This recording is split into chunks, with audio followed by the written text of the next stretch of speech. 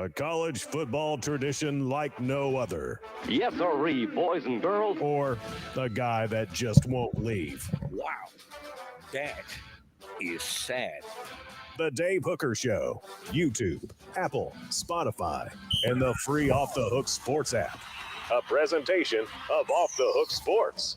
Back to Dave Hooker. Here we are with Caleb Calhoun. Welcome to the program and a lot going on. Tennessee, a Tier 2 national title team, according to CBS Sports. Joe Milton makes the rounds in New York City. He was on NFL Network, and he wants 3 rings. And a comparison that I pointed out, I'm going to pat myself on the back just a little bit, a comparison I pointed out to one of the best quarterbacks in the history of the SEC for 1 year. Figure out what I'm talking about. That's a tease. Also, Joe Milton left off the list of most dynamic athletes at quarterback. We'll discuss that, why Josh Heupel is actually number 1 on that list down in the state of Florida. And Deion's in the news again. I know that's a real shocker when it comes to transferring NIL money and all that good stuff. And another Georgia player arrested for a traffic incident. How serious is this? And then the first edition of our Smokey Hot Takes, Tennessee's best quarterbacks of this century. So no Vols on the top 75 quarterback list of this century, according to ESPN.com. We shall debate. So we'll talk some Dobbs, some Bray, some more, and a live report that we're excited about from Zach Haire of Haire of Sports Treasures. He is in Hoover, Alabama, so we'll get his thoughts on the Vols and the SEC tournament. Load it up, kids. How are you, Caleb Calhoun?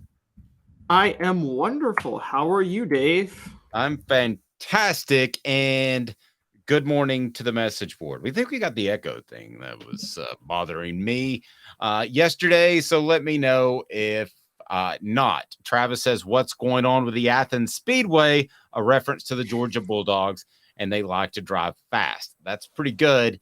They haven't managed to put the brakes on those issues quite yet. Where's the rim shot, Dave? Do you have it? I can have it, but I actually have to be honest with you. I stole it from Mike Griffith of Dog Nation. It is rare that he turns a good phrase in prose, but he did so I stole it from him, and I'll give him credit. Probably the last time.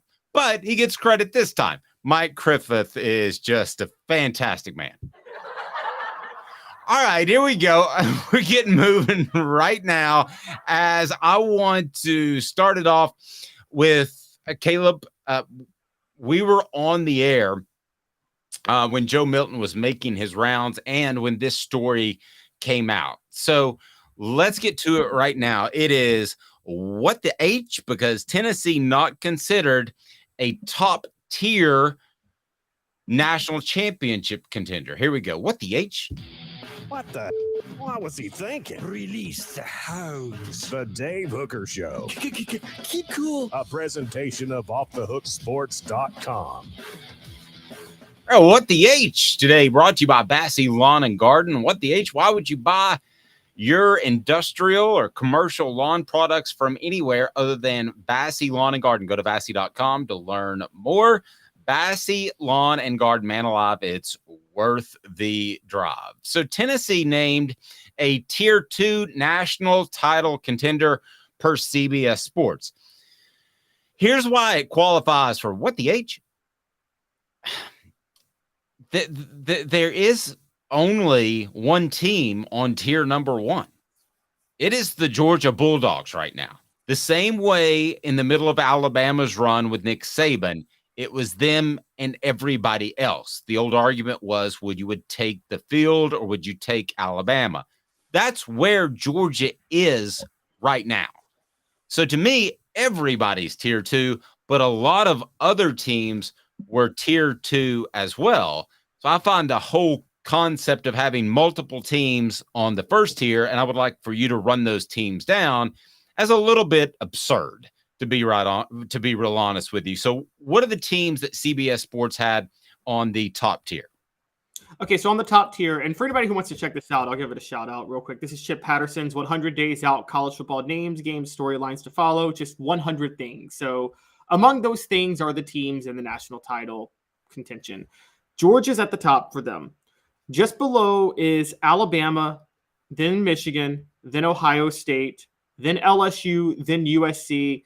Then here's what really gets under my skin is the last. So let me be clear. Who is tier one? Who is on the all the of those are tier one. Okay. Tier one. Repeat them again because this is strange to me. And I know he's going by odds in Vegas, which I'll lean on, but repeat those again, please. Okay, so Georgia's number one at the top, and then Alabama, then Michigan, then Ohio State. Now, I get your point. There should just be a tier one and nobody else. But if you were going to do a tier one and then a tier above Tennessee after that, I'm fine with Alabama, Michigan, and Ohio State. I would probably give Ohio State better odds than Michigan. I don't know about you. But I know Michigan's won the last two, but Ohio State has more talent. Okay, people that know me would never call me this, but if you want to call me this, go ahead on the message board.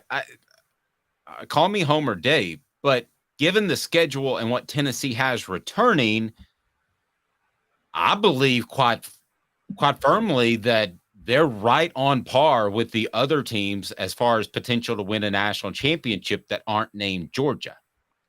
Well, let me make your head explode then, because here's where my head exploded. Okay. So just below them were LSU and USC. I'm okay. I'm actually still okay with that. Here's where my head explodes. Texas, Florida State, and Clemson are in tier one. And then you get to tier two with Tennessee. Let me repeat that, guys. Texas, Florida State, and Clemson are tier one. And Tennessee is tier two. I did my Florida State rant last week. I think it's time I do a Texas rant at some point. They have no business being a tier one title contender. This is laughable to me. No, you've got Quinn Ewers that is decent, is okay, but this Texas team should have beaten an Alabama team when they were trying to find their way. Alabama was, because they didn't have the skill position players that they were used to, and I don't see Texas being anywhere close to potentially winning a national championship. They might in 2024 or beyond, but this doesn't feel like the year to me. No, not at all. And here's my thing. So I got no issues with programs that run pro style offenses, that kind of run the standard pro style and standard, defense. You know what I'm talking about. Those pro-minded coaches, Steve Sarkisian, Kirby Smart, Nick Saban, they're all in that mold. Wouldn't you say? I kind of miss them a little bit, to be real honest with you. Yeah, exactly. So Sarkisian's in that mold. The thing when you run those offenses, though, they are more dependent on Jimmys and Joes than any other type of offense. Does Texas really have the Jimmys and Joes to compete with Alabama and Georgia right now? No. And even with the transfer portal, you can flip a roster faster than ever. But if they're not comparable to Alabama, who took a dip in talent. I mentioned the skill position players other than Bryce Young last year. So they took a dip, and I still don't think Texas is as talented as Alabama. I don't think Texas is as talented as Ohio State. Travis says, I bet Dave's mortgage that Michigan will never win a title under Harbaugh. I agree with that, but I don't think Texas is as talented as Michigan right now, based off recruiting numbers that we have in analytics. I don't understand the love for Texas. I sort of kind of can see it for Clemson, although I don't think they'll ever recover from having a second head coach in Brent Venables. That's just what I feel about Clemson. And I don't understand. John Chavis, would you say? More like David Cutcliffe. But Cutcliffe is cut out to be a head coach. Cutcliffe was head coach material. Venables, I don't think is head coach material. Okay, well, yeah, we'll find out. But he got the job at least. He got a head coaching job. John Chavis never got the job. So anyway, I think that Cutcliffe was a better coach than Chavis. I think that basically Tennessee had two head coaches on their staff for a number of years. So I think that Clemson had that. They've lost that with Venables, at least head coach worthy, if not one of the most solid defensive coordinators in the nation. I don't think they're going to have that again. Florida State, tell me, explain the love for Florida State, because when we had a production meeting at 5 a.m. this morning, and then I followed it up studying their roster. Certainly, they've got good quarterback play. Certainly, you would think they're going to be better and trending the right way, but a national title contender as of 2023, I can't figure out what I'm missing. You're not missing anything. You are right to believe that Florida State is being massively overrated. I talked about this last week. I said it for years. For the past quarter century, Florida State has been the new Notre Dame. Media members go out of their way to prefer Florida State. Look, they covered for Jimbo Fisher when Jimbo Fisher was running the program into the ground with discipline issue after discipline issue after discipline issue. And he quit on recruiting because they wouldn't build him the facilities he thought he needed. Yes. And also, there was a lot of cover run for Jameis Winston. Forget the rate charge is bad enough because that was horrible on its own. But how many other incidents did he get involved in? And he still, Dave, let's be honest, no other quarterback would have won the Heisman under that scenario in 2013. Peyton Manning lost out on the Heisman because of a 1996 trainer incident that happened. And so they don't usually, but Jameis Winston gets the break and he wins the Heisman. So they run cover. They've been running cover for FSU because of the goodwill Bobby Bowden bought. I'm going to point this out. Not only did they not beat a ranked team last year, they went 3-3 against Division I schools with a winning record. How is that? I'm a tier 1 national title contender a year later. Yeah, I'm now with you. And I kind of was surprised when you said that Florida State was anywhere on the level of just beloved and immediate darling like Notre Dame. And I'll still argue that Notre Dame's slightly ahead, but I'm beginning to join you that it's at least in the ballpark of comparability, because that team is not ready to win a national championship. That team is not ready to make a 14 playoff. Again, I've mentioned Michigan, Ohio State, Georgia, of course, Alabama are in better position than those schools. So to me, everybody's second tier, and Tennessee's one of those second tier teams because of who they have returning and because the schedule that lines up for them. They have a chance to improve throughout the season thanks to some well-placed sort of patsy games. So yeah, I think everything lines up really well for Tennessee, and to have them second tier is fine as long as you have them with everybody else except for Georgia. That's the way the tiers should wrap up.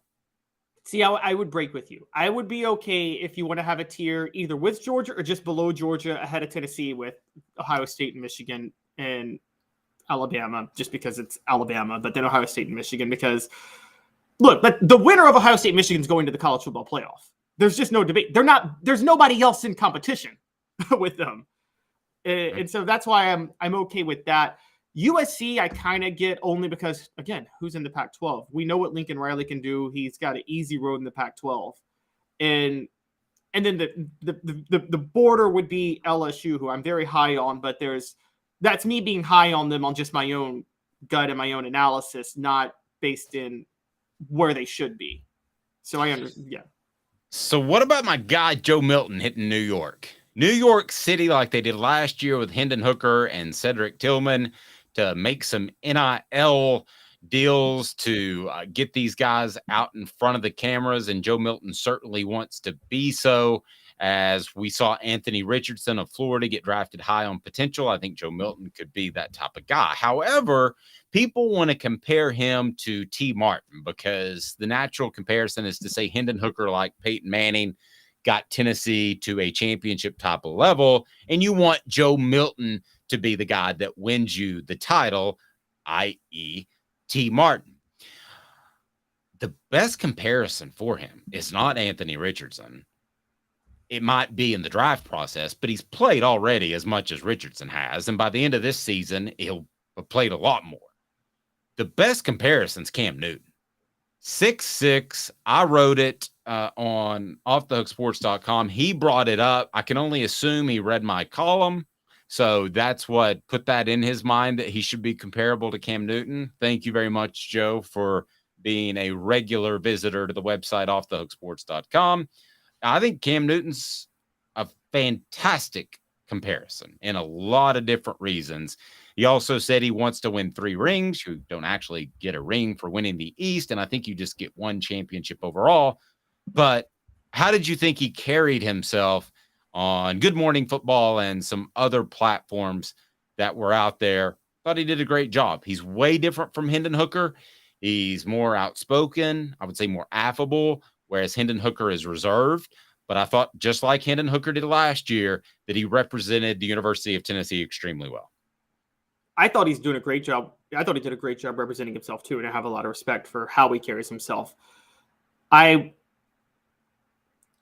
starting to get a little nervous for his sake about some of the media hype. We're talking about a guy who, he may fight you on this all day, but I don't care if he wants to fight you on this. He lost his starting job.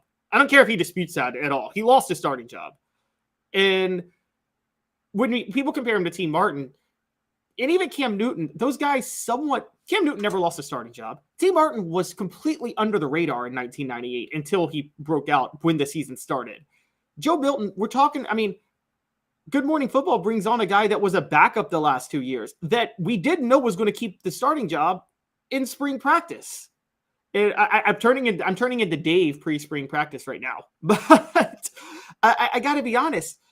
And now we bring up a Cam Newton comparison who had at least the second best single season in SEC football history. Yeah, you can't argue the first. Joe Burrow had the best, but definitely the second best, maybe tied with Johnny Manziel in 2012.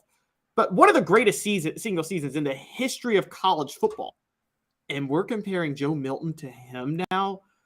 Are we with that and him going to New York and on these football NFL shows when he hasn't started the last few years, and he did lose his starting job, and he's lost his starting job at 2 different schools, and there's been massive questions about his play. Is he getting a little bit too much national press now? Okay. This is where I like to think of myself, even though I'm almost 40. I like to think of myself as adaptable, Caleb. 5 years ago, Dave would have said to you, and I like to refer to myself in third person. Dave does that quite often, doesn't Dave? I would have said to you, Caleb, they're pushing him too much. He's too out there. I would have said the same thing about Hendon Hooker last year, but the game has completely changed. This is like adding the forward pass in recruiting and roster management, and that is NIL money. So I would have said last year, you're blowing him up. He's got too big of a head. He doesn't need to be out there. Same thing for Joe Milton this year, Hendon Hooker last year. What are you guys doing? Tennessee's PR arm is crazy. And it may end up having a negative effect on some of these guys. It didn't with Hooker last year, but it could. But you have to take that gamble because then you're in front of millions of people and recruits, and you can sell this NIL and the ability to get exposure. So old Dave of years past, would have completely agreed with you. Now you got to push him. You got to push him because it's better for the program. So I got zero problem with it. And it's not him calling Good Morning Football and saying, hey, can you put me on? This is Tennessee making this happen. So I think it's kind of like charging for parking when you go to a game. You don't want to pay for parking, do you? But ultimately, that's just part of it. So pushing these kids before perhaps they're ready is just part of it. Same thing with Hendon last year. But we knew last year that Hendon was going to be a great quarterback in 2022 because we saw what he did in 2021. I know you think, yeah, he was. Let me stop you there. I didn't. Okay, so we maybe knew he was going to be as good. Well, we didn't know he was going to be as good as he was.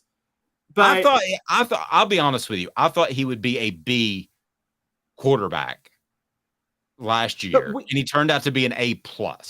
We don't know that Joe Milton's even going to be a B quarterback this year. That's the thing. Okay, when you're pushing these guys, when you're pushing Hendon Hooker in 1997, when you're pushing Peyton Manning pre-NIL era, no one, let's be honest, yes, Peyton Manning was the number 1 draft pick had he gone out in 96, but no one knew Peyton Manning was going to have that year he had in 97. Still the greatest single season a quarterback's ever had in Tennessee football history. And pushing Eric Berry in 2009, these are players that we knew were at least going to be very good starters. We knew Hooker was going to be very good. I mean, even you said B, that's above average. I thought maybe very good though. Very good means B+ or A-. Well, he was B+ or A- in 2021, so I thought he was going to at least be that in 2022.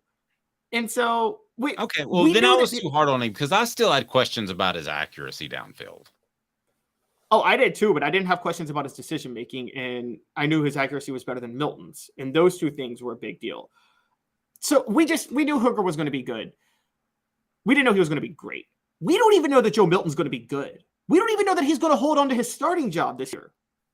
So I'm thinking more, Dave, I'm getting vibes of, dare I say 2005, when Fulmer was going on national media and saying that Eric Ainge has Peyton Manning qualities. I don't remember him saying that, and I was. He did. Did he really say that? He said after his freshman year, Eric possesses many of the qualities Peyton Manning had. Well, that's the dumbest statement ever. I mean, and I don't mean any offense to Eric, but I mean that's a once in a not even generation type of leader and type of work ethic. I can't believe he put that sort of pressure on Eric. I'm sure that was to try to motivate him in some shape, form, or fashion. And Philip did that through the newspaper on several occasions, especially with the offensive line. He'd say they'd have a bad day and they'd come back and they'd have an incredible day the next day. So I guess that actually I'm still taken aback that he said that, and I probably wrote it. Well, what Fulmer acknowledged later, and remember he was holding open practices for ESPN during that 2005. Yes, I busted one of those up. Oh, you did? Did I tell you that? I was on the radio and I was like, you can't hold a private practice just for ESPN. So I just left the radio show and they did call-ins to me, and I drove down the practice field and I did live reports while ESPN was there standing on the practice field, because I didn't think it was fair that you open it up for one media outlet and not the other. And next thing I know, Bud Ford's screaming, shut her down, you can't broadcast from here. Yeah. Oh my gosh. Well, so Fulmer acknowledged the reason, and it was around the same time he said this about Ainge. The reason he was doing all this promotion, if you remember, Auburn had just gone undefeated the year before and had been left out of the national title. He felt he had a national title caliber team, and he was worried that if he didn't do all the promotion, that Tennessee could go undefeated and be left out of the national title in 2005. And of course, instead they were 5-6. Yeah, I guess. Still a really dumb thing to say and puts too much pressure on a young man. I agree. Yeah, and I mean, it's dumb in a lot of ways. Particularly when you couldn't even name him the starter. Yeah, I mean, there were questions about Peyton Manning being a starter just because everything went haywire his freshman year with Brandon Stewart and Todd Helton and all that, for those that don't know. And a lot of people like Stewart more. As a matter of fact, it was pretty close to 50-50, maybe 60-40 Manning. But that was because you were in the middle of the season. When you have the offseason to figure it out, you've got to know your starter, and is it Rick Clausen or is it Eric Ainge or is it Brent Schaefer? You've got to have a good idea for that. And he apparently did not. Now, another thing about Joe Milton, he was left off a list of the most dynamic athletes at quarterback. Was that just an incredibly stupid mistake? We'll discuss 2 minutes off the Hook Sports. What should people be doing, Jacob Warren? Because you're nice enough to remind people about what we're doing. If I can find Jacob Warren talking to us, I believe I can. Maybe I can't. Now the pressure's really on because Jacob Warren has disappeared from my drops. Say something smart. Oh, there we go. Jacob Warren, what should people do? What's up, everybody? This is Jacob Warren asking you to like, subscribe, and share. Dave needs this. I do. 2 minutes back with you with Caleb Calhoun. I'm Dave Hooker. To own the more that owns every job, then get to Vassey Lawn and Garden in Cleveland and get you a Toro. I'm David Vassey, here to talk to you about Toro. With a Toro Zero Turn, you'll get more out of every minute and you'll reach the finish line faster. At Vassey's, we like to say, no matter if you're mowing 3 acres a week or 11 lawns a day, homeowners and business owners alike find confidence in equipment they can trust from top to bottom. Vassey Lawn and Garden, Highway 60 North in Cleveland. Man alive, it's worth the drive. Hi, Mike Davis here with City Heating and Air, reminding you to always dare to compare. Our team provides quality local heating and air service, installation, and maintenance across East Tennessee. We use only the best equipment like American Standard heating and air conditioning for your residential, new construction, or commercial needs. Honesty, dependability, and customer satisfaction have been the cornerstones of our business since 1961. City Heat and Air. Dare to compare.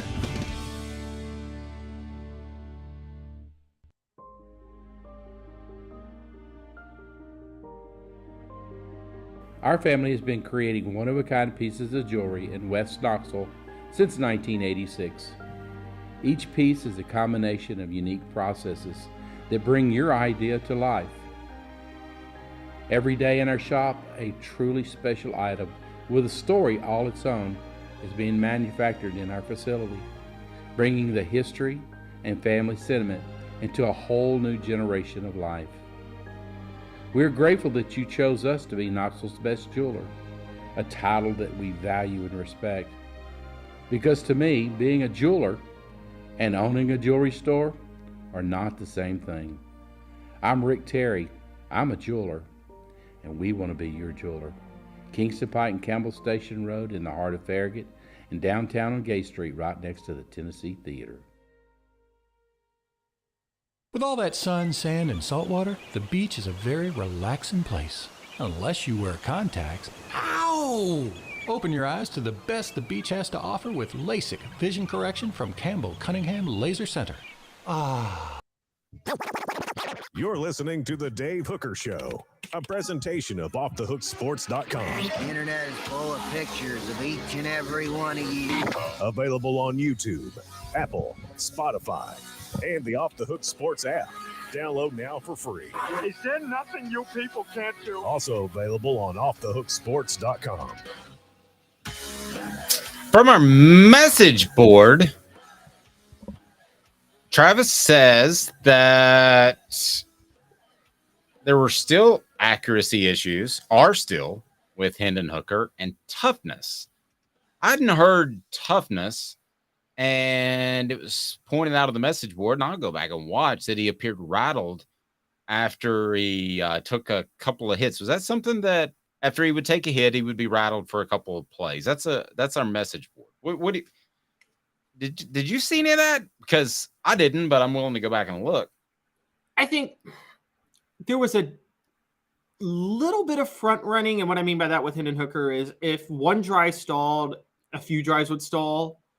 And if he scored a touchdown on a drive, then you'd have a few drives where he kind of got hot. But I think that has a lot more to do with just Josh Heupel's system and tempo than anything. I think Heupel's offense is a bit of a front-running offense.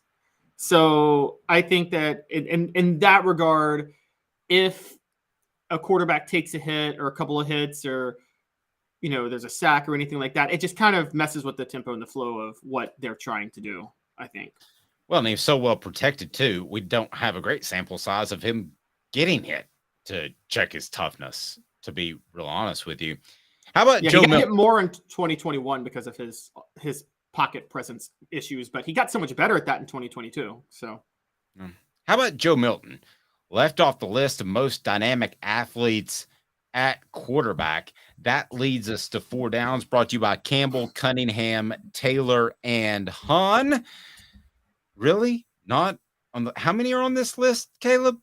How many quarterbacks are on this 11. list? And he's not one? Huh? 11. 11. 11. And he's not on the list.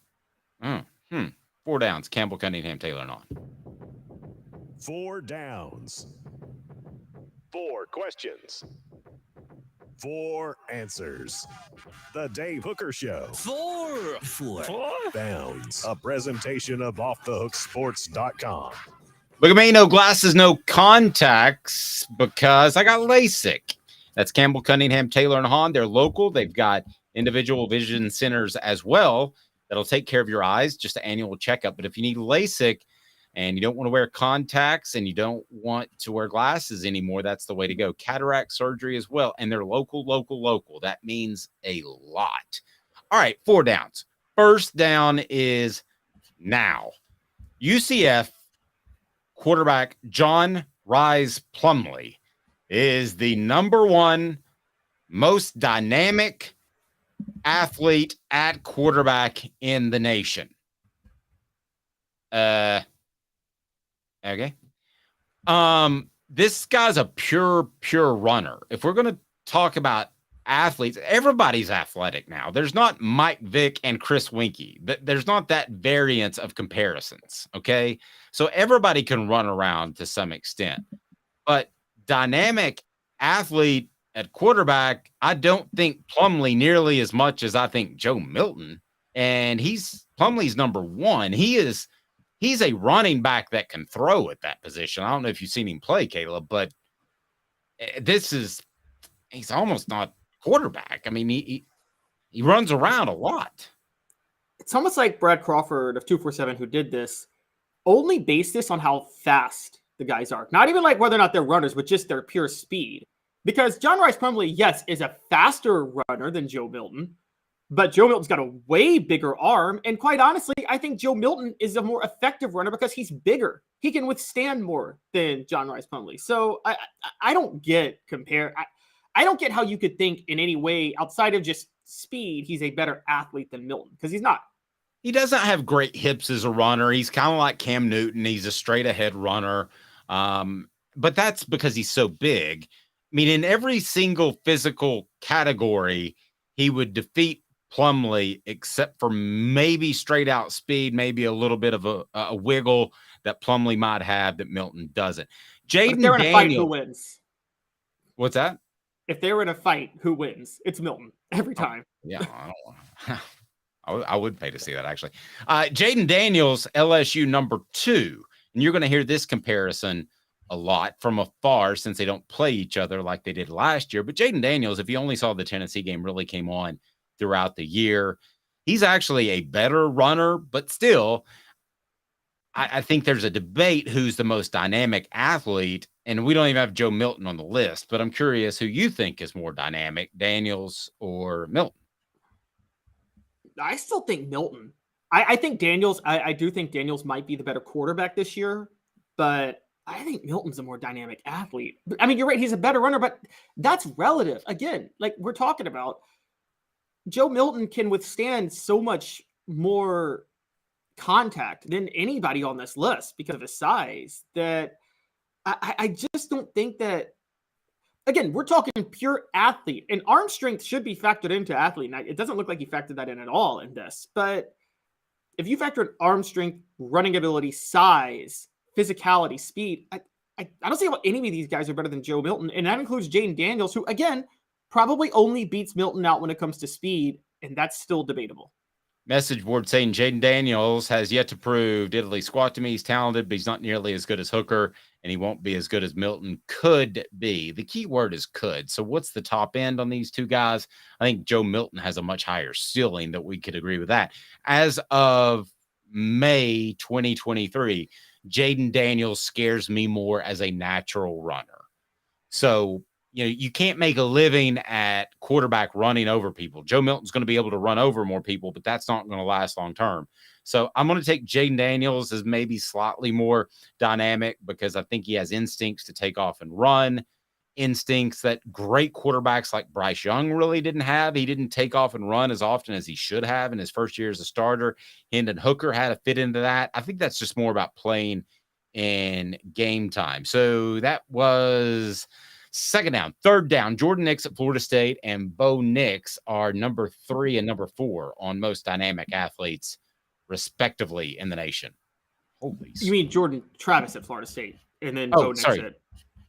Yes, yeah. But we got 2 Nixes, Jordan Travis and Bo Nix, excuse me. You see, this is where the inconsistency shows in. Okay, Travis, again, if you're using the standard, if there's one standard and it comes down to speed, I get if you have Rice Plumlee, Daniels, and then Travis in your top 3. But then you go to Bo Nix at Oregon, who was at Auburn. And I mean, he's again, arm strength. He's not an athlete. Like, I remember Bo Nix, he was under pressure a lot. If he was under pressure, he wilted all the time. He wasn't that good in the pocket. So where is this coming from? I don't get the Bo Nix thing. I don't get the Bo Nix thing.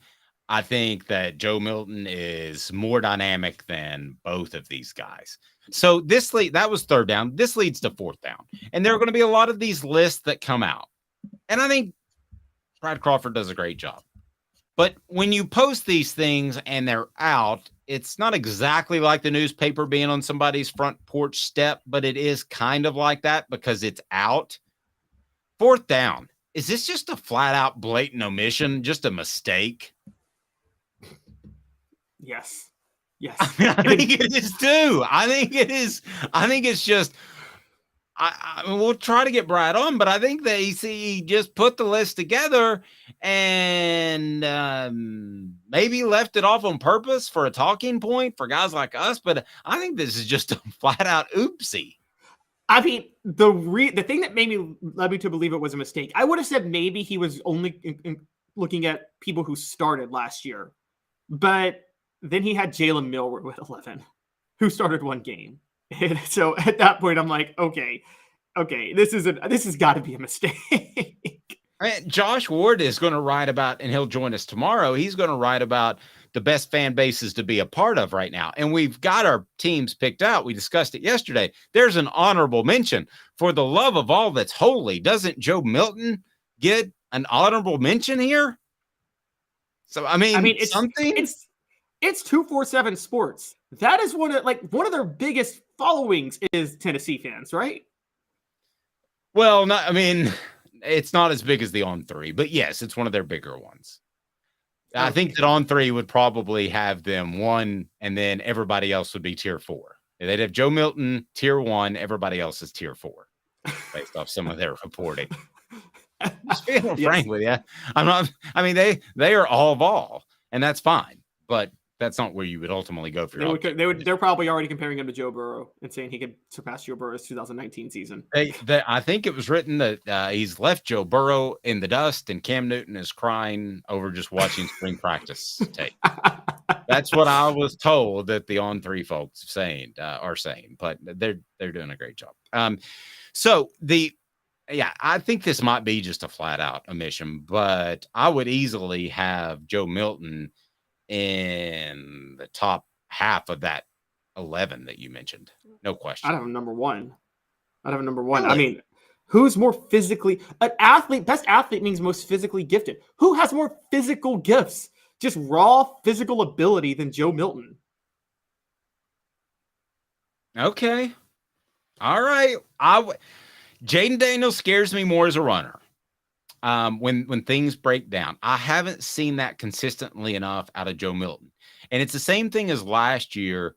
Well, Bryce Young. So I covered Alabama for Saturday Down South one year, and there were times where you want to keep your eyes downfield, but at some point you need to tuck and run. So his first year as a starter, which would have been 2021, there were times where he should have just tucked, ran, slid, pick up 8 yards, keep yourself ahead of the sticks. So I think Hendon Hooker struggled with that because that's something you develop during games. And Hendon Hooker ultimately became very good at that towards the last half of the season. And I think Joe Milton will as well. But to think that he's not going to do it with that kind of physical ability, I think is absurd. See, I get if you're defending, you're more scared of Jaden Daniels as a runner. But if depending on the quarterback you have, you're also more scared if Jaden Daniels is running for you because Jaden Daniels is more likely to get hurt than Joe Milton when he gets hit. And I say that, guys, Jaden Daniels to me is the better quarterback. We have the message guy who said that Jaden Daniels has something to prove and he could be as good as Milton. I don't get that. Jaden Daniels has proven way more than Milton has at the college level already. He just won the SEC West. Okay. So how are we going to sit there and say Daniels hasn't proven anything, but Milton has? So I think Daniels is a better. I think the impression left by the Tennessee LSU game probably still sticks strong in Tennessee fans' minds. Jaden Daniels got better. If you watch football all day like you and I do, and not just the Tennessee game, not to say you guys on the message board don't, but some people don't. And I mean, Jaden Daniels was really good and got really better. And that game was a total fiasco disaster of the sun in their early start, sun in their eyes, opening kickoff, and then the turnover. It just got out of control really, really quick. So I don't think that's an indication that Jaden Daniels is forever an average or below average quarterback. But Tom leaves us with this. The moon still has a black eye from when Joe Milton hit it with a football. But as somebody within, just go ahead, Travis, get ready. But as somebody told me within Tennessee's program, it's great if you can throw it to the moon, but if you can't hit it, it doesn't really help. So that he still has to prove that. And he still has to prove that to some people within the program to be consistently accurate. What we're saying is, so far, Joe Milton is early 90s Randy Johnson before he learned control with his fastball. Ooh, like it. Has Joe Milton ever killed a bird in flight with a ball? That was when Randy Johnson got his control, though. To be fair, yeah. I was He a big meant Mariners. to hit the bird. Yes, exactly. I was a big Mariners fan because Ken Griffey Jr. was my favorite player, and Randy Johnson was not a reliable starter for the Mariners. But I think he was throwing games to try to get traded. That's just me. I have some bitterness there. He was not. That was one of the best teams to never win a championship, or the most exciting teams to kind of like the Orlando Magic when they had Shaq and Tracy McGrady. That No, Mariners Shaq and team. Penny. I said, yeah, Shaq and Penny, excuse me. That Mariners team with Griffey and A-Rod and Edgar Martinez and Jay Buhner. Oh, and I mean, Randy Johnson is your ace. Jamie Moyer was on that team.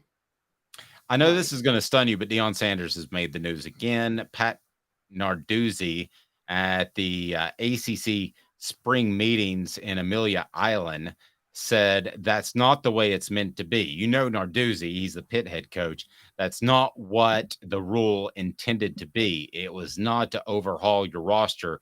We'll see how it works out, but that to me looks bad on college football coaches across the country. The reflection is on one guy right now. When you look at it over all those kids that have moms and dads and brothers and sisters and goals in life, I don't know how many of those 70 that left really wanted to leave or they were kicked in the butt to get out. Sorry, you get paid now. The rules have changed. I would be right with Narduzzi if they weren't getting NIL money. But if you want to flip a roster, and you can because of the ability to run people off, and listen, Josh Heupel has done the same thing. I can name people players that told me they were told you're probably not going to play. It's best if you move on. Sorry, that's the way things work. You don't have to sit out a year anymore like you used to. You certainly don't have to pay your way like you used to if you weren't granted a release. Them's the bigs. That's life in the big city. I can remember talking to somebody one time about, hey, we've got this great advertiser, but I hear that somebody else is coming after them. I'd hate to lose them. And he just said, that's life in the big city, Dave. And this is life in the big city. So if you don't like it, then I guess you could go to Europe and play football and probably be pretty good. But nowadays, you're getting paid. You have the ability to transfer out easily. You're not forced to sit out a year. Deion, keep it going. Josh Heupel, who's done some of this, I got no problem with it. And I would be the first person to call him out, Caleb. Did Brian Maher leave because he wanted to, or he was told it would be in his best interest? I'll leave it at that. I half agree. I think, yes, you have to do it. So, let me break it down. Yes, I understand if you do it carefully like Josh Heupel does. I don't think there should be any rules in place. I'm with you. From a moral perspective, it's not that I'm opposed morally to the recklessness of how Deion Sanders has done it, because he just overhauled the roster in a way that we've never seen anybody do that. I think this is a little reckless on Deion's part because, look, yes, coaches are going to do this, but there's still somewhat of, there is like market capitalism going on here, which is that coaches, this can hurt you in recruiting long-term if you're seen as a coach that runs everybody off immediately. So think about it this way. I don't think it can anymore. Go finish your point, but I don't think it does or can anymore. I think, when inflation exploded last year, a lot of companies, a lot of retail establishments realized that they all somewhat price gouged a little bit because they realized they could use inflation as an excuse to do it. Now, they were careful when they did it. But if Walmart decides, okay, we're not just going to slightly price gouge, we're going to triple all our prices just for the heck of it because we can, well, then they're going to lose a lot of competition. They're going to lose to a lot of their competition at that point. That's what Deion Sanders did. He didn't meticulously think, okay, maybe I should try to be careful and maybe send off this guy or this. He comes in, he's like, everybody's gone. Y'all are all out. I'm getting my guys. I think that sends a totally different message. And I think Pat Narduzzi is thinking, maybe he can get some elite transfers and get them from Deion Sanders, who's recruiting national with Colorado. I think Narduzzi is so behind the current state of college football that he is never, ever, ever going to catch up. I think he has been left behind. And he had gripes about Tennessee earlier before the Pitt game last year that were very antiquated. I think that guy's done and done. And I think he's going to hold on to what he can at Pitt. But the guys that are changing things are making the hard decisions. And 5 years ago, I would have said Josh Heupel shouldn't run off anybody because they have to sit a year unless they transfer down. And that's not right. But those rules are not there anymore. So go Deion, go Josh Heupel. And if players don't like it, they can base their decisions off that. But let's be real, too. If you're a guy that's not going to play, wouldn't you rather be told that? I mean, if somebody could come to you right now, Caleb, and say, this endeavor that you are taking part in, whatever it may be, maybe it's you collect Legos, and they say it's not going to work out, it's going to frustrate you, it's going to absolutely ruin your life. Well, that's what it's like sitting on the bench for 4 years and your football career is over because you're not good enough to play in the NFL. Wouldn't you want somebody to tell you that? Yeah, I don't have a problem with that, but I would also add this. I don't think that's all that's going on. I'm totally fine saying you're probably not going to play, you need to look elsewhere. There's a difference between that and just straight up pulling scholarships, though. And this is what I think is happening here in a lot of cases. Because players, look, then if you're a lower level player who can't play at a high level, if I'm one of those guys that's never going to start at Colorado, I'd like to keep my scholarship and at least graduate from Colorado and get an education and have a degree in hand. If I'm not going to play at Colorado, I'm probably not going to the NFL. And if I'm a backup athlete that's that way, at least I can get a free education out of it. And I know that's old school thinking, but that's still a thing because the minute, you know this, Dave, the minute you enter the transfer portal, you don't have a right to an education at that point. So you better hope you land the minute you enter the portal. So if I'm an underwhelming athlete, I'd rather be the backup and hold that scholarship just so I can at least have a degree in hand when this is all said and done. So it's one thing to tell the players, hey, pay for it. Sorry? Pay for it. That's the thing. I don't want to force them out. I don't like forcing them out of their chance at a free degree. Okay, but here's your option. You can become a regular student at this school that you attend. You've already gotten in. Maybe your grades were lagging, but they got you in because you're an athlete. So used to be they would put these guys on, it was a medical red shirt, if you remember that. So they would keep their scholarships. Okay, but the University of Tennessee, you could pay for it by getting a job, which you would have free time because you're not playing football. I also know, and I'll check on this, that UT always said that as long as you left in good standing, you could come back and get your degree. Reggie Cobb did that. Fred White did that. Dwayne Goodrich did that. They didn't have to pay a dime. So is there some sort of catch-all for those guys that don't have anywhere to go, but you can still go down, play football, get a scholarship, or you can stay and pay for yourself. The bottom line is you prove you weren't good enough for a job, and that's what this is now. This is no more Philly good student athlete stuff. No, okay, here's what I'm saying. Let's put it this way. If you decide to enter the portal, all bets are off. We agree there, right? You decide that is your decision. No matter what a coach says, you decide to enter the portal. And for those that don't know, they don't have to take you back if you enter the portal. Yes, they don't have to take you back. If you choose not to enter the portal, regardless of what a coach says or is trying to do, I think 4 years of free education should be binding, provided you're in good academic standing, regardless of whether or not you're going to play or be able to start or anything like that. That's just where I'm at. I have no problem with them saying that, yes, you can still be on scholarship, like the old medical redshirt scholarships. That's what they would do. If a guy couldn't play, but he was a good dude and he didn't want to go elsewhere, they'd say medical redshirt. Well, if he were Peyton Manning, he'd have that knee worked on, right? But this guy wasn't good enough, and they figured it out. So they did that a lot. Yeah, I mean, I don't have a problem with them being kept on scholarship, but I also don't have a problem with them pulling scholarships. I mean, okay, you're not going to see this a lot. So Colorado should step up and say all the guys, if they want to stay and just be students, then they can keep their scholarship.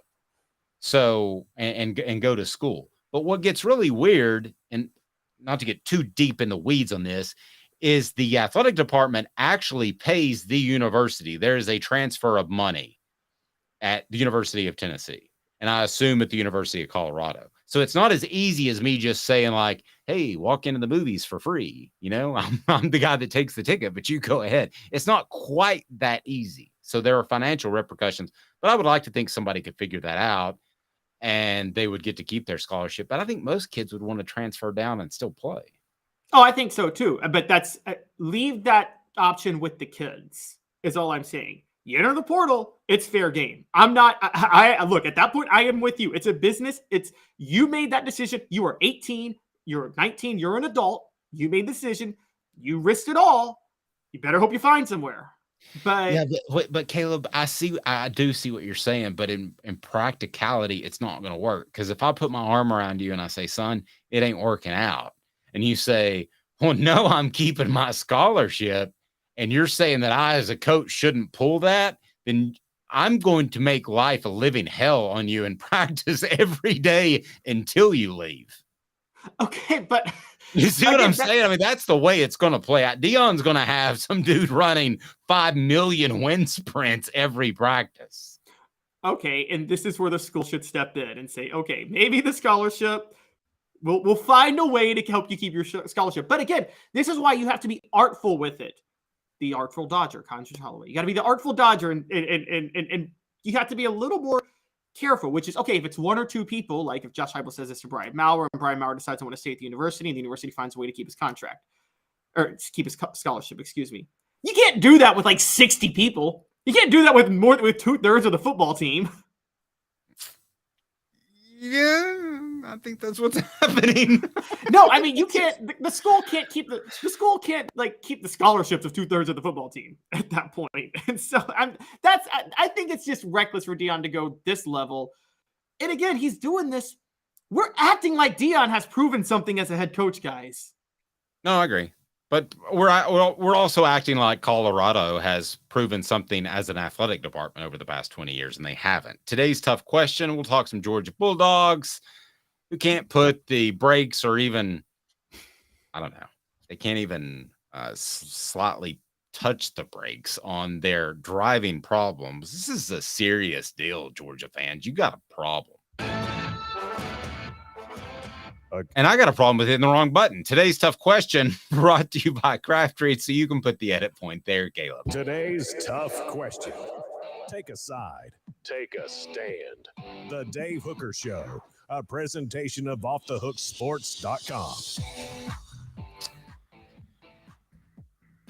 CraftTreats.com. Use the promo code Off the Hook. Get 20% off your pet's treats that can have CBD in them that will help with digestive issues, arthritis, or anxiety. It's pretty awesome. CraftTreats.com. Use the promo code Off the Hook. Promo code Off the Hook. They have non-CBD treats as well. Your pet will love you for it. Mine does. All right. So you've got Georgia with another issue. And at our production meeting this morning, when 5 a.m., it's 4:15, I think is when it started this morning. But we were discussing this, and for a moment I thought to myself, are we talking about are we rehashing stuff? No, we're not.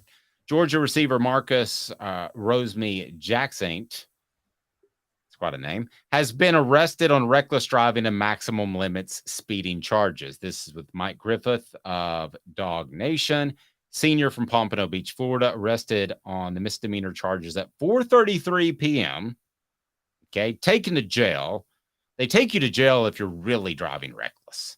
Okay, so there's an issue. Continuing trend of players getting arrested on speeding and reckless danger charges, despite educating and training aimed specifically at the dangerous driving issues. Kirby Smart said, quote, "We brought in Athens, Clark County Police and UGA Police to address a lot of these issues with our team in a team meeting setting, and played some video of things that were going on in Atlanta drag racing and things." You're deflecting the blame. It's your guys that are doing it. I mean, the Atlanta drag racing thing, yeah, people drive like idiots in that city, but just because they're drag racing doesn't mean you should be drag racing. And there's probably people doing fentanyl on the side of the streets. Doesn't mean your players should be doing fentanyl. So 2 of the 4 players that have been arrested this offseason on driving-related issues were arrested after Smart spoke of the educational videos that were shown to the team. So that didn't do any good. Turbulent offseason for the Bulldogs with the tragic deaths of offensive guard Devin Willock, rest in peace, sir, and recruiting staffer Chandler LaCroix, again, rest in peace. Investigators found that LaCroix was speeding excessively, reaching 104 miles an hour. So here we go. We have another issue, and they don't take you to jail if you're going 15 miles over the speed limit. I can tell you that right now.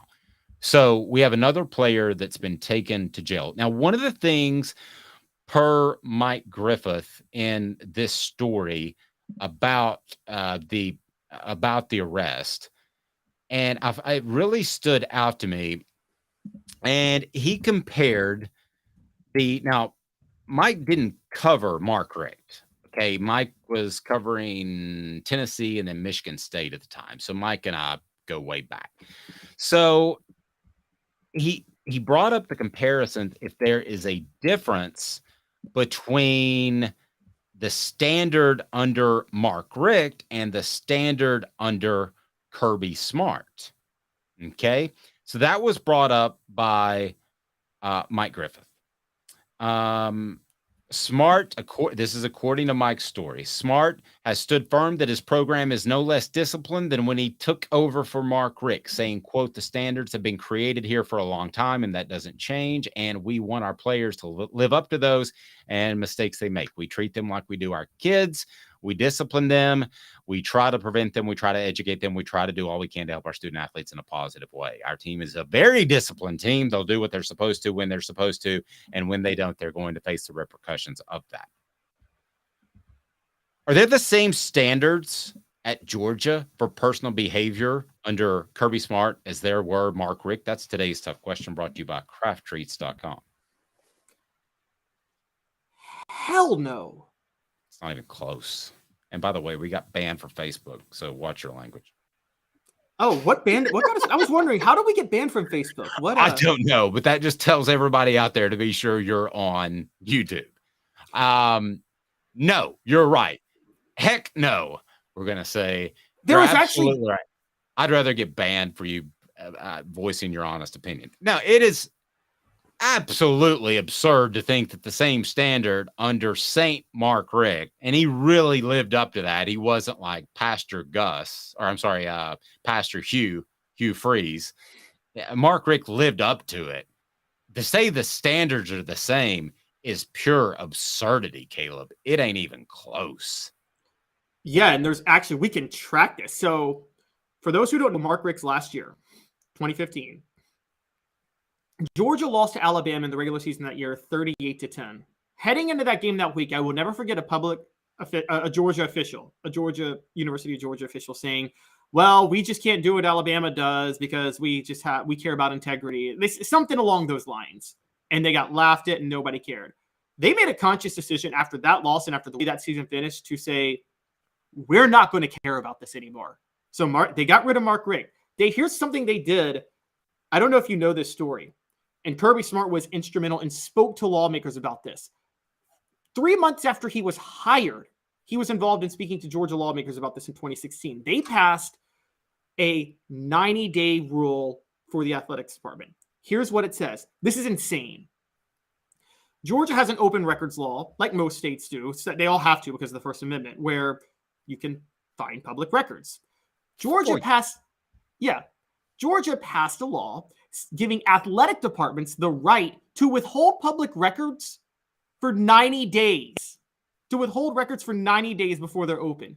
Guys, that's insane. That is 3 months. That's ridiculous. I didn't know that. Is this why we don't know how fast he was going? Yes. This was passed in April of 2016. Kirby Smart was hired in December of 2015. Georgia made the conscious decision. The state, when they hired Kirby Smart, made the conscious decision. We're not going to care about integrity at all anymore. We're tired of losing. We're going to do a 180 on this. And that turned into players doing 180s on the road. But yeah. Well, Elias brings up a good point. That's about a football season. 3 months is about a football season. So if you get in trouble in late September, October, November, December, you're still around. Now Now, you might not be around for the playoffs, I guess, theoretically, but 3 months is, I mean, they might as well just say, if it happens during the football season, we will not assess it till after the football season. I mean, it's basically what they're saying. I didn't know that law, so thank you for that. But I think it's an insult to Mark Richt for Kirby Smart to stand there and say there is the same level of off-field discipline and behavior that there was with Mark Richt. To me, that is just disrespectful to Mark Richt's legacy, his belief system, his religion. But I will say this, I don't think Georgia fans care. I think that, and I'm not singling you out, Georgia fans. I don't think a lot of fan bases would care. Go drag race if you need to, if that helps you blow off some steam because you're winning championships. So whoopee. Don't care at all. I'm going a step further at this point. Forget Kirby Smart not being Mark Richt. I think he's dangerously close to turning into Urban Meyer with the way he's thumbing his nose at the public. You know, I thought that after our 4:05 production meeting this morning. The Urban Meyer name popped in my head, and I wondered if you might go there. Both guys that are very driven. Could Josh Heupel be the Nick Saban to Kirby Smart, the way Nick Saban was to Urban Meyer? When Nick Saban laid that thumping on him in the SEC championship game, Urban Meyer was like, "Oh man, I'm feeling chest pains. It's a panic attack. I'm out of here." See ya. Could Josh Heupel be that guy to Kirby Smart? If not, who is that guy? We don't know right now, I don't think. Yeah, we don't. But I will tell you this, Caleb. If you let guys play, if you cover stuff up and you don't handle discipline in an effective, fair, but enforceable way that makes an impact, you will lose control of your team. I've told you this before, both on and off the show, on and off the record. That's what ultimately led to the downfall of Philip Fulmer in the early 2000s. And you can never get it back. Yeah, no, you're right. You can't get it back. And the hard part is it kills your recruiting, because I keep saying this. Parents, 5-star athletes do not want their kids going to those cultures. They get scared to death, even if they're bad parents, even if they're non-involved parents, they don't want their kids to turn out bad. And that perception sticks. And so they're going to steer their kids away from that culture. And you're right. You're absolutely right. You can't get it back. Let's not forget, the Fulmer Cup started in 2005. Remember the starting of the Fulmer Cup? Mm-hmm. And Florida and Tennessee went 5-6. Now, the great irony is a Florida fan started the Fulmer Cup, and that was the year Florida hired Urban Meyer. So total shamelessness. Yeah, and for those that don't know, the Fulmer Cup was this website that kept track of arrests and guys getting in trouble, and Tennessee was regularly towards the top of the list. But again, I don't know that we all did the digging to find out if that was really true. Smokey Hot Takes coming up, Tennessee's best quarterback of this century, and a live report from Hoover, Alabama, as the Diamond Vols try to make the College World Series, and we'll see how they end up. Not as newsy this year, but can they advance even further than that special team last year? Possibly. 2 minutes live from Hoover and the best quarterbacks of this century off the Hook Sports. Family has been creating jewelry since 1986, each piece unique with a story all its own. I'm Rick Terry with Rick Terry Jewelry Designs. I'm a jeweler, and I want to be your jeweler. We're grateful that you chose us to be Knoxville's best jeweler. My family and staff look forward to serving you. So please come see us. Kingston Pike and Campbell Station Road in the heart of Farragut, and downtown on Gay Street, right next to the Tennessee Theater. Hi, Mike Davis here with City Heating and Air, reminding you to always dare to compare. Our team provides quality local heating and air service, installation, and maintenance across East Tennessee. We use only the best equipment like American Standard heating and air conditioning for your residential, new construction, or commercial needs. Honesty, dependability, and customer satisfaction have been the cornerstones of our business since 1961. City Heat and Air. There's your bear. With all that sun, sand, and salt water, the beach is a very relaxing place. Unless you wear contacts. Ow! Open your eyes to the best the beach has to offer with LASIK vision correction from Campbell Cunningham Laser Center. Ah. Do you want to own the more that owns every job? Then get to Vassey Lawn and Garden in Cleveland and get you a Toro. I'm David Vassey, here to talk to you about Toro. With a Toro Zero Turn, you'll get more out of every minute and you'll reach the finish line faster. At Vassey's, we like to say, no matter if you're mowing 3 acres a week or 11 lawns a day, homeowners and business owners alike find confidence in equipment they can trust from top to bottom. Vassey Lawn and Garden, Highway 60 North in Cleveland. Man alive, it's worth the drive. These mountains hold and defend a spirit far better than moonshine. A drink that holds flavor that becomes necessity. A hard cider made and relished by folk who are as hearty as they are legend. A refreshment that can only be found in one place. With a taste that makes you say, give me 3 bottles of the good stuff. Tennessee Cider Company, where necessity can be found. Objective coverage. Hey, that's new.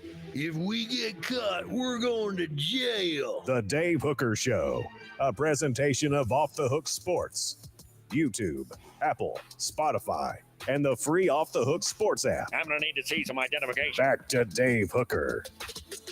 Smokey Hot Takes as we look back at the Vols. And today it seems as if the Vols got a little bit slighted by a national publication that took a look at quarterbacks this century and had the top 75. Caleb, how many Vols were in that list of the top 75 quarterbacks of this century?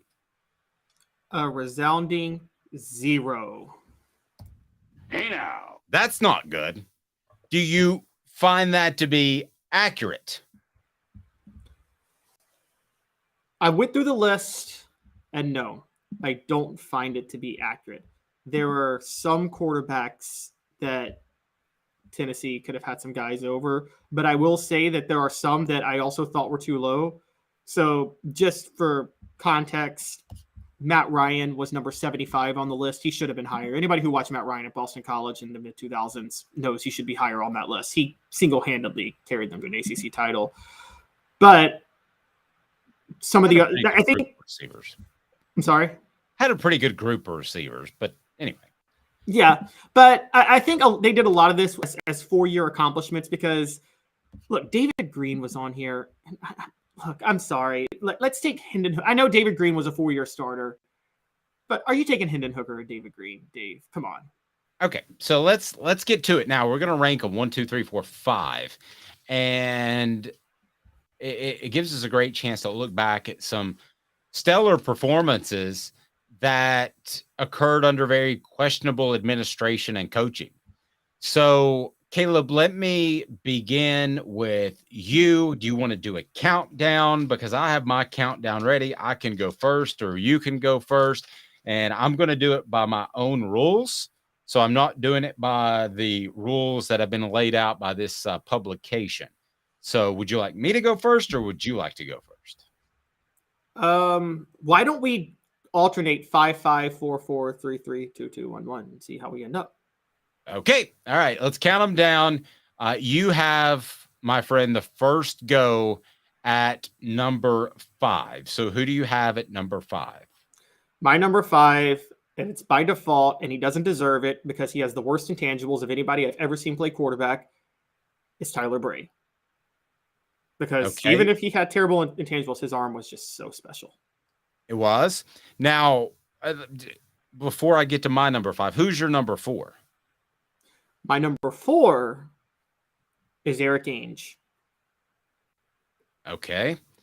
I'm going to agree with you. I think Tyler Bray is number 5. I'm actually, though, going to have Eric Ainge a little higher. So I have Josh Dobbs at number 4. And then that's my number 4. My number 3 is Eric Ainge. Actually, I'm going to take a pivot. Hendon Hooker is my number 3. Hendon Hooker is my number 3. What do you think of that?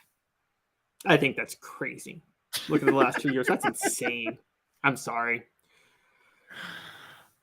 I'm basing this a lot off what they did in terms of team success. So that's why I've got Bray 5. I've got Dobbs at 4. And then I'm going to go Hooker at 3. I've got Eric Ainge at number 2 because of team success. But hold on. I know Ainge technically won the East in 2007. He didn't technically win the East. He did win the East. Yes. But Tennessee never had a top 10 finish under him. Well, I mean, you've got a coach who's on his way out, who's struggling. And if not for David Cutcliffe, that program falls apart like 3 years earlier. Okay, but if we're talking about a quarterback that is saving a coach, then Josh Dobbs should be number 1. Because he single-handedly kept Butch Jones from being fired like 3 years earlier. Well, that's true. Okay, so I've got a countdown. Bray 5, top quarterbacks at Tennessee in the 2000s or the entire century, the 21st century. Would it be the 22nd? Anyway, Bray 5, Dobbs 4. That's my countdown. Hooker 3, Ainge 2. Ainge 2. Do you know who I've got as number 1? Oh, yeah, this is obvious. He's okay, my number 2, but he's your number 1. Go with yours. You're 4. And you're counting. So I've got Bray 5, Ainge 4, Dobbs 3, Casey Clausen 2. It's insanity. It's pure insanity. There is no question. Casey Clausen was a different level of quarterback than everybody we're talking about. Even Hendon Hooker, who I've got great respect for, but he found himself in a fantastic situation. Casey Clausen could go on the road. If he was Tennessee's quarterback this year, instead of an unproven Joe Milton, then Tennessee would be an in vogue pick to win a national championship. Casey Clausen was that good. No, Hendon Hooker was better, and I'll tell you why. Casey, and I don't want to nitpick Casey because you're right. He was clutch. Didn't always he was clutch when against the better teams, but he didn't always live up to the expectations against the lesser teams. And you know that to be true more than I do, Dave. Well, that was the program as a whole, though. But all right, let's break Casey Clausen. When you want to bring up team success, both Hooker and Clausen had one 11-2 season in which they finished in the top 6, roughly. Okay, Casey Clausen's 11-2 season, he had the best running back in the SEC. He had the best tight end of all time in NFL history that he was throwing to. He had 2 NFL wide receivers and one of the most loaded offensive lines that Philip Fulmer ever had. So he regressed in 2002. He got worse the next 2 years, Casey Clausen. Some of that's on Randy Sanders because he did not have good coaching. I will be the first to tell you Casey Clausen did not have good coaching, whereas Hendon Hooker had superb coaching the last couple of years. But Clausen did regress. Hooker, yes, you were going to say he had a Remington Award winner in Jalen Hyatt. Hendon Hooker made him a Remington Award winner. I don't think Jalen Hyatt is going to be that good of an NFL receiver. Okay, so you've got, you mean Biletnikoff, right? Yeah, did I say Remington? Yeah, I meant Biletnikoff, sorry. That would be amazing if Jalen Hyatt won the Remington. So I got Casey, Ainge, Hooker, Dobbs, Bray. And I've got Hooker, Casey, Dobbs, Ainge, Bray. And the thing with Ainge also, you can't ignore that 2005 season and how poor he played. Well, no, you can't. But how about the impact of that was, again, a team issue. The two things you referenced, I thought were team issues in that Tennessee played down to its competition. Casey was certainly a part of that. And I think that 2005 was a dumpster fire. Ainge was a part of that. I don't think either one of them were responsible for that. And Casey Clausen's not the raw leader. Where you could have me on Hendon Hooker is leadership ability. I felt like Casey was one of the dudes, and you knew that he was going to be clutch and fine, and you didn't have to worry about it. But did he raw guys? Did he inspire leadership? I think of raw guy Al Wilson. Check out the Celebrate 98 series, by the way, which continues with the Travis Stevens and Travis Henry. So Al Wilson's a raw guy. Hendon Hooker's the inspirational leader. I don't think Casey Clausen was either one of those, but I might want to second guess that a little bit because he's turned into a heck of a coach out in Cali. So now I think that Casey Clausen is probably one of the top 5 quarterbacks in Tennessee football history. So I'm way higher on him than you. No, I still have him in my top 5 too in Tennessee football history. Most of my quarterbacks in Tennessee football history in my top 5 are this century. But wait, let me push back a little bit though. Maybe I could sway you with this, Dave. Legendary, like wins, like memorable wins. Hendon Hooker's most memorable win was against Alabama last year, right? By far. That may be the greatest win in Tennessee football history for a regular season. Casey Clausen had 2 of those. I think we both agree at Florida 2001 in the Swamp, right? Was one of them. The other one at Miami in 2003. Yes. I wouldn't give Casey a lot of credit for that one. That was coaching. But anyway. I agree. That's where I was getting at. I wouldn't give Casey a lot of credit for either of those wins. He threw for 168 yards at Florida. Travis Stevens ran for over 200 yards in that game. That's what won the game. And Casey didn't even throw for 100 yards at Miami. But I tell you what, I'll tell you what, you give Hendon Hooker more credit than anybody for the Alabama win. Fair. I give Casey Clausen a lot of credit for what he did at Florida to be able to manage the ship. I'm not calling him Trent Dilfer, but I mean, that was well, I mean, in that you're saying him managing the ship was better than Hendon Hooker actually going out and winning the game himself. I didn't say better than. I'm giving you the 2001 as yes, he didn't go out there and win it by throwing for 300 bajillion yards, but that was a tough place to play. If you remember, that was 2001 because of 9/11. I know you remember. Oh yeah, that was essentially a playoff game. You know, that was a rabid, ready fan base. So I thought his cool demeanor was that. And if Steve Spurrier had put his ego aside for just long enough, then Casey would have thrown and could have thrown. But it just absolutely wasn't going to happen. Spurrier was determined to throw the ball despite the fact that Tennessee was playing the pass. So Casey and Tennessee were able just to hand the ball off and play a little bit of ball control. But now Casey Clausen is one of the most misunderstood quarterbacks in Tennessee football history. I don't understand why so many fans didn't like him. It makes no sense to me. I think he was one of the top 5 quarterbacks in Tennessee football history, and I've got him number 1 in the 2000s. Since the turn of the century, I've got him as number 1. I can't. That also, because another one I'm going to go, there are losses I actually put on Casey. I can't put either of Tennessee's losses on Hooker last year. Like the 0-1 loss to LSU, I partially put that on Casey. Now, yes, Stallworth fumbled, Stevens fumbled, but Casey wasn't able to really carry the team in that game when things were going south. I also put, here's a big one, Dave. Okay, Florida 0-1, playoff game to win the East. Georgia 0-3 was a playoff game to win the East in the middle of October. How did Casey Clausen play in that game? No, that's fair. I mean none of these guys are perfect. I mean, it's not like we're comparing. If we said back to 1990, it would be Peyton Manning. And I understand your argument for Hendon Hooker, but I do think a lot of things fell his way. Out of that group, though, if I'm starting a football team, which is what I based mine off of, I would go Casey Clausen. Not in Heupel's offense, because you need a little bit of mobility, too.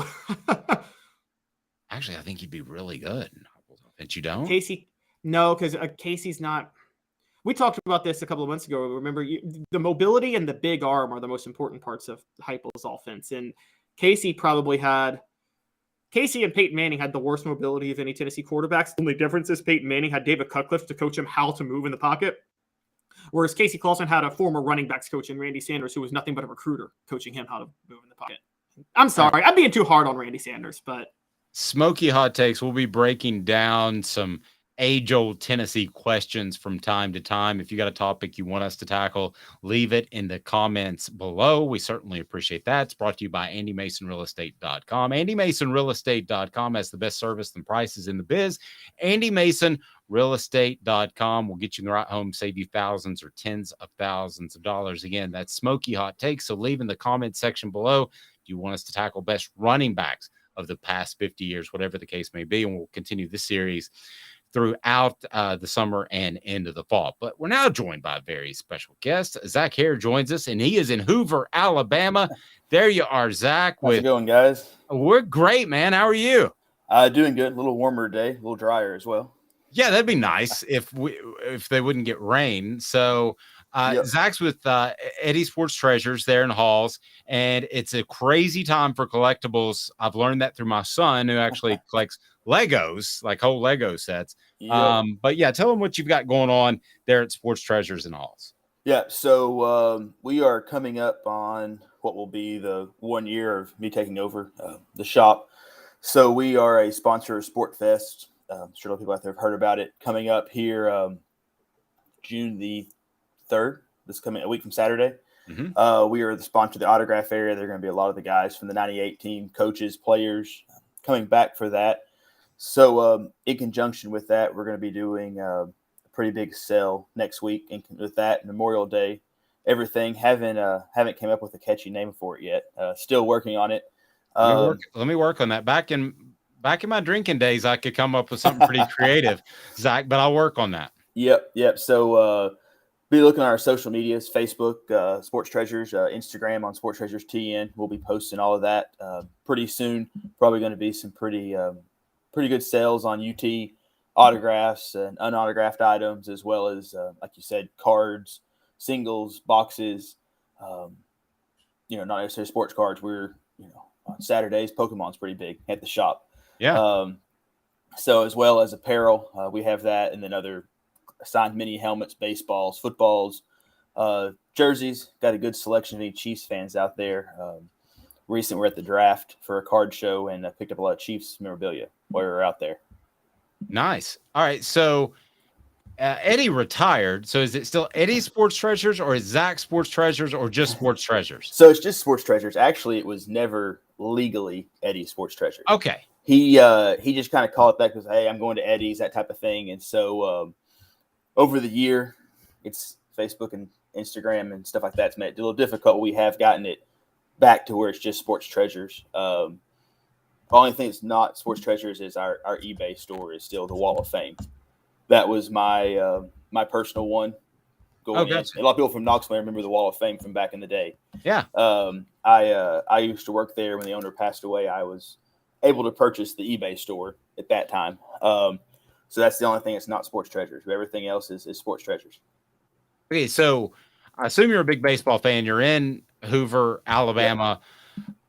After such a just incredible season that caught national acclaim and criticism last year, what has been your thoughts on the Vols throughout this season? So it's interesting. I had a buddy of mine. We were actually equipment managers for the team cool. when Serrano was there. We were there the 3 years that Senzel was on the team. So we were on those teams. We were part of those teams that made it back to Hoover after the few years of being off. So it's definitely been a fun ride the last few years. I mean, I got season tickets once I graduated, and I couldn't give them away the first couple of years. And then the team starts playing better, hosting regionals, super regionals, midweek games. People are calling me asking for tickets again. But the biggest difference from last year and this year, last year you had a lot of those first round guys, brought back the pitching staff, and kind of steal some information from Coach Serrano because he was on there the other day. I think this team had a lot on their back coming in. They had a lot of expectations, talking about preseason number one, and even Coach Vitello himself said, hey, that's, we're not quite there yet. But it's been fun this year. They're more of a true team. They've got the pitching. I mean, when you get into tournament play, especially regional and super regional, you've got three pitchers in a bullpen. You can contend with anybody. And I mean, we've got, I would say, three of the three of the best starters out there, and then you've got a back end of your bullpen with Kirby and Burns and Camden Sewell that come out and shut people down. And I mean, Havlicek yesterday, he pitched well. The weather just didn't do us any favors. It was pretty much raining the entire game. Near where Tennessee was playing. Zach, it's funny, flying under the radar right now, while the baseball team is probably is what we would say not entering the NCAA tournament with the same type of momentum and success they had last year. On the other side, the softball team is having its best season since Monica Abbott was there in 2007. Yeah. So here's my question. Karen Weekly or Tony Vitello, who gets a national championship first? Ouch. Probably Vitello, and just because Oklahoma is so dominant in women's softball, I think that would just make it tough. I mean, this is the year if the Lady Vols can do it. This would be the year to do it, but long term, you get the beating in the SEC all year, and that prepares you for the NCAA tournament, and can get hot at the right time. But I think if Karen Weekly's to get it before Tony, it would be this year. But I think long term, I think baseball has the better shot just because of the softball is so top heavy most years. Yeah, so they should have had. Go ahead, Caleb. I'm sorry. No, it's okay. Yeah, softball already should have had it because Monica. I mean, they had that series in 2007. I mean, that's got to be one of the. If you want to talk about in Tennessee athletics, maybe the most heartbreaking type of loss in Tennessee athletics history. that series, Arizona in 2007. Yeah, I remember watching that.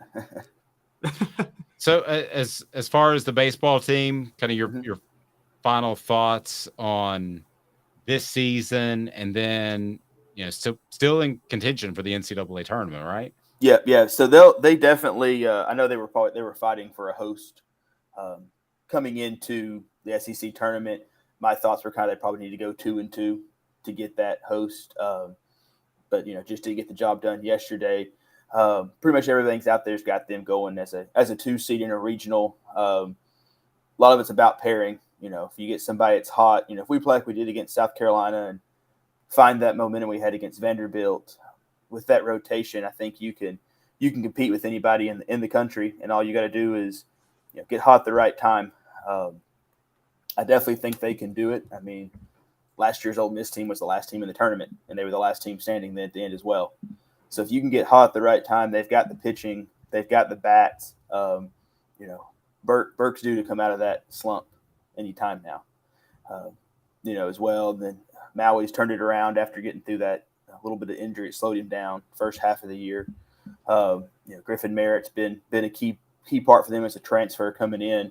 And then, as long as Dickey is healthy, hopefully he's been playing these last couple of games. So get him to stay healthy. That's, those guys I think can carry you offensively, and knock on wood, they seem to clean up the errors they had earlier in the year. So that's a big part too. You just got to play catch, as John Wilkerson would say.